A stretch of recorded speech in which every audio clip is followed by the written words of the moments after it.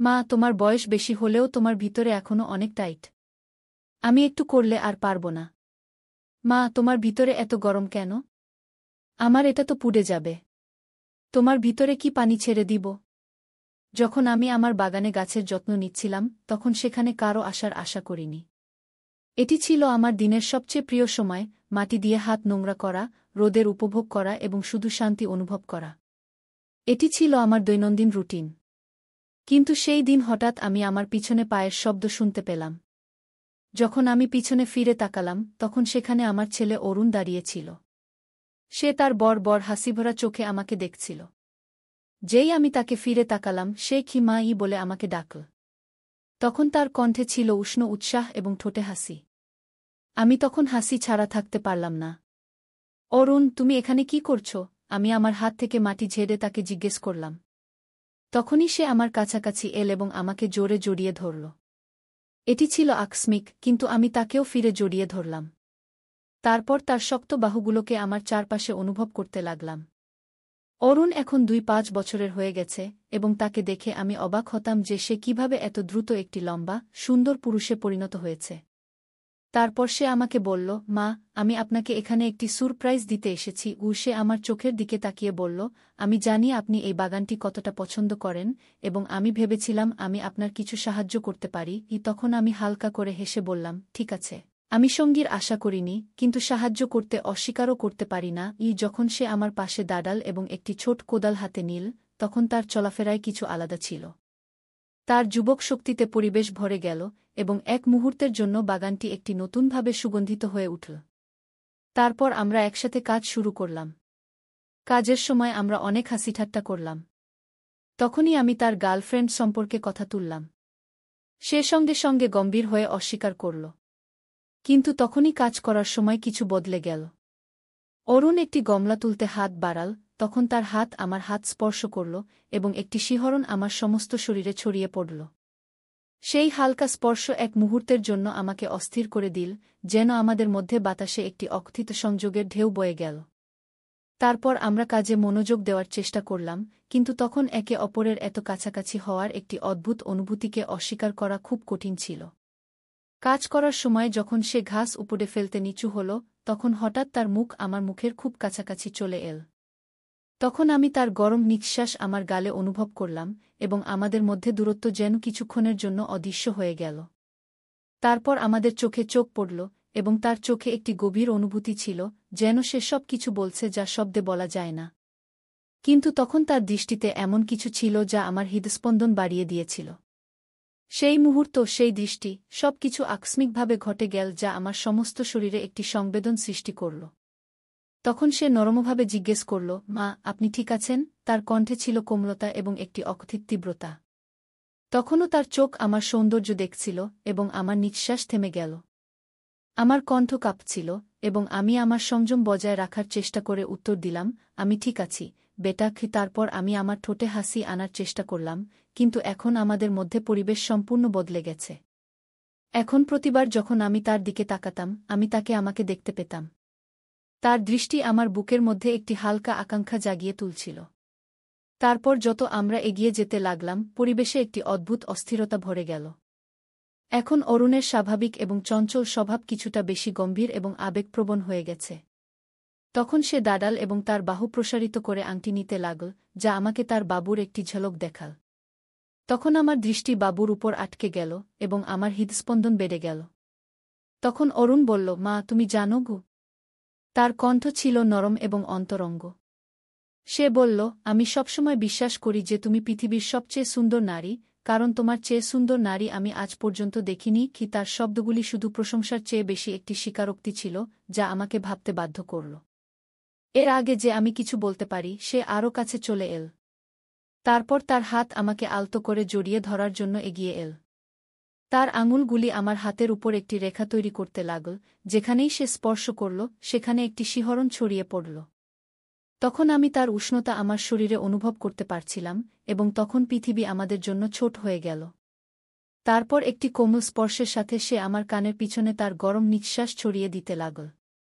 তার আঙুলগুলি আমার গাল স্পর্শ করে সেখানেই থেমে গেল, এবং তখন আমি একটি তীব্র আকাঙ্ক্ষা অনুভব করছিলাম যা আমাকে একই সাথে রোমাঞ্চিত এবং ভীত করছিল।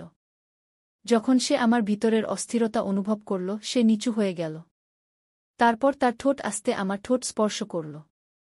এই চুম্বন ছিল খুবই কোমল এবং প্রশ্নবিদ্ধ, কিন্তু তখন আমি কিছু বলতে পারলাম না। তখন আমার হৃদয় দ্রুত স্পন্দিত হচ্ছিল। আমি কখনো কল্পনাও করিনি যে আমার ঠোঁট তার ঠোঁটের সাথে এমনভাবে মিলিত হবে। তখনই চুম্বন আরও গভীর হতে লাগল, যেন আমরা দুজন বহু বছর ধরে বিচ্ছিন্ন কোনো প্রেমিক। তারপর সে তার হাত আমার কোমরে রাখল এবং আমাকে আরও কাছে টানতে লাগল। তখন তার স্পর্শে আমি একটি জ্বলন্ত আগুন অনুভব করলাম, যা আমি উপেক্ষা করতে পারলাম না। তখন আমাদের চুম্বনের মধ্যে অরুণের হাত ধীরে ধীরে আমার ব্লাউজের বোতাম খুলতে শুরু করল। এখন প্রতিটি গতি ছিল চিন্তাশীল এবং অকথিত প্রতিশ্রুতিতে পূর্ণ। তারপর যেই আমার কাপড় পরতে শুরু করল, আমি ভিতর পর্যন্ত কেঁপে উঠলাম। সেই মুহূর্তে মনে হচ্ছিল যেন আমি সম্পূর্ণ অসহায় এবং অনিরাপদ হয়ে গেছি, কিন্তু একই সাথে হৃদয়ে একটি অদ্ভুত রোমাঞ্চ উঠছিল। মনে হচ্ছিল যেন সবকিছু খুলে গেছে এবং আমি নিজেকে আগের চেয়ে আরও মজাদার অনুভব করছি। সেই মুহূর্ত ছিল ভয় এবং উত্তেজনার একটি অদ্ভুত মিশ্রণ। তখন আমরা কিছুক্ষণের জন্য আলাদা হলাম এবং আমাদের শ্বাস পরস্পরের সাথে মিলিত হল। তখন আমাদের চোখ একে অপরের মধ্যে ডুবে গিয়েছিল। তখন অরুণ আস্তে ফিসফিস করে বলল, রাখো। তখন তার কণ্ঠে কিছু অদ্ভুত অনুভূতি ছিল। তারপর সে বলল, মা, আমি তোমাকে বলতে চেয়েছিলাম যে আমি তোমার জন্য কত গভীরভাবে অনুভব করি। কি এটি শুনে আমার হৃদয়ে একটি অদ্ভুত অস্থিরতা এবং ব্যথা উঠল। তারপর আমি ধীরে ধীরে আমার হাত উঠালাম এবং তার চোয়ালের কঠিন রেখা হালকা করে স্পর্শ করলাম। তখন তার চোখে এমন কিছু ছিল যা আমাকে আরও কাছে টানছিল। তখন আমি কিছু না বলে তার ঠোঁটের দিকে ঝুঁকে আরেকটি চুম্বন দিলাম। এই চুম্বন শুধু একটি সাধারণ অনুভূতি ছিল না, বরং আমাদের মধ্যে সেই অকথিত অনুভূতির গভীরতা দেখাচ্ছিল, যা শব্দে বলা সম্ভব ছিল না। সেই মুহূর্তে বাইরের বিশ্ব যেন কোথাও অদৃশ্য হয়ে গিয়েছিল। আমাদের চারপাশে নিস্তব্ধতা ছিল এবং মনে হচ্ছিল যেন আমরা দুজন কোনো আলাদা বিশ্বে হারিয়ে গেছি। এই মুহূর্ত শুধু আমাদের ছিল, যেখানে আমরা আমাদের সম্পর্কের সেই নতুন অনুভূতি আবিষ্কার করছিলাম, যা এখন ধীরে ধীরে আমাদের মধ্যে জাগ্রত হচ্ছিল। শেষ পর্যন্ত যখন আমরা একে অপর থেকে আলাদা হলাম, তখন আমাদের মুখ লাল ছিল এবং হৃদয় জোরে স্পন্দিত হচ্ছিল। তখন অরুণ আমাকে একটি হালকা কিন্তু মিষ্টি হাসি দিল। সেই হাসি এমন ছিল যেন সে জানত যে আমাদের মধ্যে কিছু পরিবর্তন হয়েছে। সেই হাসির সাথে সে বলল, আমি চা বানিয়ে আনি কি। এত বলেই সে রান্নাঘরে যেতে লাগল এবং আমি তাকে রান্নাঘরের দিকে যেতে দেখতে লাগলাম। তখন আমার মনে একটি অদ্ভুত অনুভূতি ছিল, খুশি, উত্তেজনা এবং কিছুটা চিন্তাও। তার স্পর্শ এখনও আমার ত্বকে অনুভূত হচ্ছিল। এখন আমি ভাবতে শুরু করলাম যে এখন সবকিছু আগের মতো থাকবে না, কারণ আমাদের মধ্যে অনেক কিছু পরিবর্তন হয়ে গিয়েছিল এবং এই পরিবর্তন ছিল গভীর এবং স্থায়ী। তারপর যখন আমি ভিতরে গেলাম, তখন দেখলাম অরুণ রান্নাঘরে আছে। টেবিলে 2টি কাপ চা রাখা ছিল। তখন সে শান্তভাবে বসেছিল, কিন্তু তার চোখে সেই গরম উত্তেজনা ছিল যা আমি আগে দেখেছি।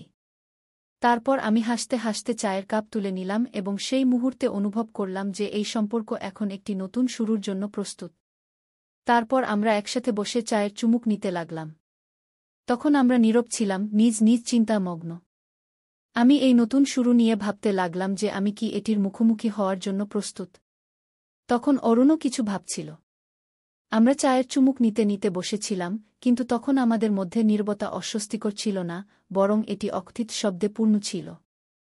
আমি আমার দৃষ্টি টেবিলে রেখে দিলাম এবং অকারণে চা নাড়তে নাড়তে আমার ভিতরে উঠতে থাকা অদ্ভুত অনুভূতিগুলো বোঝার চেষ্টা করছিলাম। তখন অরুণ আমার সামনেই বসেছিল।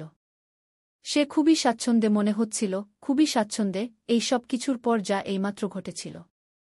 তবুও তার দৃষ্টি আমার উপর ছিল এবং আমি তার উপস্থিতি আমার ত্বকে একটি গরম স্পর্শের মতো অনুভব করতে পারতাম। তখন সে আস্তে বলল, মা। তখন তার কণ্ঠ নীরবতা ভেঙে দিল। তারপর সে বলল, আজ আপনি আলাদা লাগছেন। আপনি ঠিক তো আছেন? তখন আমি তার দিকে তাকালাম। তারপর আমার এবং তার দৃষ্টি মিলিত হল। তখন তার চোখে চিন্তা ছিল, কিন্তু কিছু আরও ছিল, কিছু এমন যা আমার হৃদস্পন্দন বাড়িয়ে দিল। আমি এমন অনুভূতির সাথে অভ্যস্ত ছিলাম না, বিশেষ করে অরুণের আশেপাশে।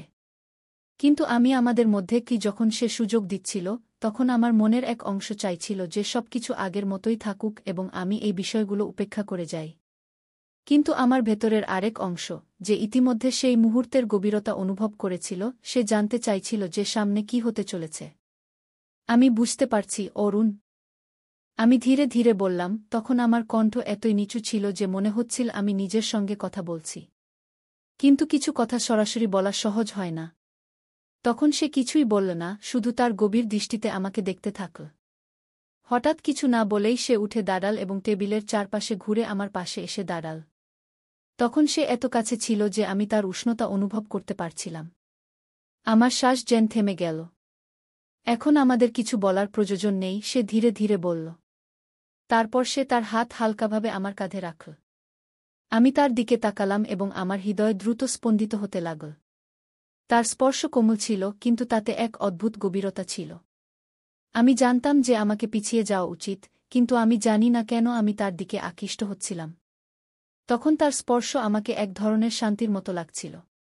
অরুণ, তখন আমি বলতে শুরু করলাম, কিন্তু আমার কথা থেমে গেল। ঠিক তখনই সে নুয়ে পড়ল এবং আমার কপালে একটি হালকা চুম্বন দিল। তারপর সে ফিসফিস করে বলল, সব ঠিক আছে, মা। তার ঠোঁট এক মুহূর্তের জন্য থেমে গেল, তারপর সে কিছুটা পিছিয়ে গেল। কিছুক্ষণ ভেবেই সে বলল, মা, আমি তোমাকে ছেড়ে কোথাও যাব না। তার কণ্ঠে এত কোমলতা ছিল যে আমার হৃদয় যেন এক অদ্ভুত শান্তি পেল। যখন অরুণ আমার কাঁধে হাত রাখল এবং বলল, সম্ভবত এখন আমাদের কথা বলার প্রয়োজন নেই, তখন আমি নিজেকে থামাতে পারলাম না। সে তখন তাড়াহুড়ো করছিল না, শুধু আমার সঙ্গে ছিল, আমার প্রতিক্রিয়ার অপেক্ষায় ছিল। এবং যতই আমি এটা থামানোর চেষ্টা করছিলাম, ততই আমি আমাদের মধ্যে আকর্ষণকে অস্বীকার করতে পারছিলাম না। তখন আমি অরুণের সঙ্গে নিরাপদ বোধ করছিলাম, কিন্তু এখন এটা তার চেয়ে অনেক বেশি হয়ে উঠছিল। এখন আমাদের মধ্যে কিছু উন্মোচিত হচ্ছিল, এমন কিছু যা আমাদের নির্ধারিত সীমানা অতিক্রম করেছিল। অরুণ, আমাকে না। আমি ফিসফিস করে বললাম। এর আগে যে আমি পুরো কথা বলতে পারি, সে ধীরে ধীরে আমার গাল ধরে আমার মুখ তার দিকে ঘুরিয়ে নিল। তারপর সে ধীরে ধীরে বলল, মা, তোমার কিছু বলার প্রয়োজন নেই, শুধু আমাকে এখানে তোমার সঙ্গে থাকতে দাও। তখনও আমার হৃদয় দ্রুত স্পন্দিত হচ্ছিল। যখন আমি তার চোখের দিকে তাকালাম, তখন তার দৃষ্টিতে এক আকাঙ্ক্ষা দেখে আমি স্বস্তি পেলাম, আবার ভয়ও পেলাম। আমি জানতাম না কি করতে হবে, এই অনুভূতিকে কিভাবে বুঝব যা আমার ভেতর উথালপাথাল করছিল। কিন্তু সেই মুহূর্তে তার হাত আমার গালে এবং তার চোখ আমার চোখের দিকে তাকিয়েছিল, তখন আমি পিছিয়ে যেতে চাইছিলাম না। ধীরে ধীরে সে আবার নুয়ে পড়ল এবং আমার গালে একটি হালকা চুম্বন দিল। এটা তার দিক থেকে একটি ইঙ্গিত ছিল যা খুবই কোমল, কিন্তু এটা আমার মেরুদণ্ডে একটি শিহরণ ছড়িয়ে দিল।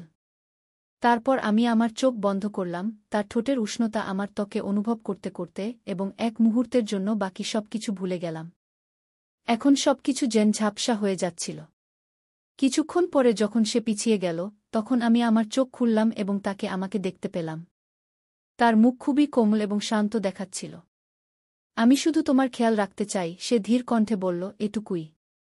তারপর আমি গভীর শ্বাস নিলাম, কিন্তু আমার গলায় যেন কিছু আটকে গেছে বলে মনে হচ্ছিল। এটা আমার জন্য একদম নতুন ছিল এবং কিছুটা ভীতিকর, কিন্তু আমার ভেতর কোথাও না কোথাও এই সংযোগ অনুভব করার ইচ্ছাও ছিল। তারপর আমি ধীরে ধীরে বললাম, অরুণ। তখন আমার কণ্ঠ এতই নিচু ছিল যে সেটা শোনা কঠিন ছিল। তারপর সে হালকা হেসে আমার কানের পাশের এলোমেলো চুল ঠিক করতে লাগল। তারপর সে শান্ত স্বরে বলল, কিছু না মা, এখন আমাদের কিছু বুঝতে হবে না। এবং সেই মুহূর্তে আমি তার কথায় বিশ্বাস করলাম। তখন সম্ভবত আমাদের এখনই চূড়ান্ত সিদ্ধান্তে পৌঁছানোর প্রয়োজন ছিল না। সম্ভবত এটাই ঠিক ছিল যে আমরা শুধু এখানে একসঙ্গে থাকি এবং জিনিসগুলো নিজে নিজে সাজিয়ে নিই। আমরা দুজন কিছুক্ষণের জন্য নিঃশব্দে বসে রইলাম, কিন্তু আমাদের মধ্যে টান এখনও অব্যাহত ছিল, তবে এখন সেটা হালকা এবং সহনীয় মনে হচ্ছিল। তখন অরুণ আমাকে আর কিছু জিজ্ঞাসা করল না এবং এর জন্য আমি মনে মনে তার কৃতজ্ঞ ছিলাম। সে আমাকে ভাবতে এবং বুঝতে সময় দিয়েছিল। কিছুক্ষণ পরে সে উঠে দাঁড়াল এবং কিছুটা টানাটানি করে বলল, তখন তার সেই পুরনো দুষ্টুমিভরা হাসি ফিরে এসেছিল। ঠিক আছে মা। তারপর সে চোখ টিপে বলল, কেমন হবে যদি আজ আমি আমাদের জন্য রান্না করি? তখন আমি তার কথায় হালকা হেসে ফেললাম। তারপর আমি বললাম, এটা তো খুব ভালো হবে। এবং তখন সত্যিই আমি কিছুটা স্বস্তি বোধ করছিলাম। তারপর সে রান্নাঘরের দিকে চলে গেল এবং আমি উঠে ঘরের দিকে গেলাম এবং শুয়ে পড়লাম। কিন্তু আমিও তখন বুঝতে পারিনি যে আমাদের মধ্যে কি চলছিল বা ভবিষ্যতে কি হবে, কিন্তু তখন আমি ধীরে ধীরে জিনিসগুলো সামলানোর জন্য প্রস্তুত ছিলাম। যা কিছু হোক, যেভাবেই হোক, আমরা একসাথে এটি সমাধান করব। এখন আমি আমার ঘরে ছিলাম, কিন্তু আমার মনে তখনও ধারণাগুলোর ঝড় বয়ে যাচ্ছিল। কিছুক্ষণ আগে যা ঘটেছিল তা সব মনে পড়ছিল। প্রতিবার যখন সে আমাকে সেইভাবে দেখত বা কিছু ছুঁয়ে যেত, তখন মনে হতো যেন আমার হৃদয়ে কিছুটা নাড়াচাড়া হচ্ছে। কিছুক্ষণ পর রান্নাঘর থেকে মশলার গন্ধ আসতে শুরু করল। আমি উঠে রান্নাঘরের দরজায় গিয়ে দাঁড়ালাম। তখন অরুণ আমার দিকে তাকাল এবং হেসে বলল, মা, আমি চাই আজকের খাবারটা বিশেষ হোক। কেন? আমি হালকাভাবে জিজ্ঞেস করলাম। কারণ কিছু মুহূর্ত বিশেষ হয়, সে আমাকে দেখে বলল। তখন তার চোখে এমন কিছু ছিল যা আমাকে অদ্ভুতভাবে অস্বস্তি দিচ্ছিল, কিন্তু আমি সেখান থেকে সরে যেতে পারলাম না। তখন খাবার প্রস্তুত হতে হতে সন্ধ্যা হয়ে গেল। আমরা একসাথে টেবিলে বসে খাবার খেলাম। অরুণ প্রতিবার আমার প্লেটে আরও কিছু দেওয়ার চেষ্টা করত, আর আমি প্রতিবার হেসে না বলে দিতাম।